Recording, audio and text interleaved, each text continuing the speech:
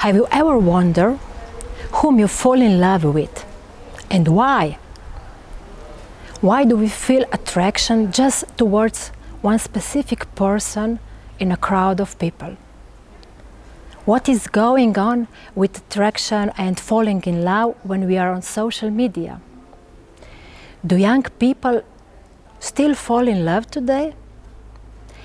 You can find out the answers to all those questions and a lot more about neuroscience, the functioning of our brain, and the power of the relationships if you join our course in next semester at the Faculty of Theology, University of Ljubljani here in Slovenia.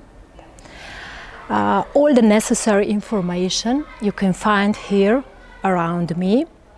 So do not hesitate and choose our course today. So we look forward to seeing you here with us.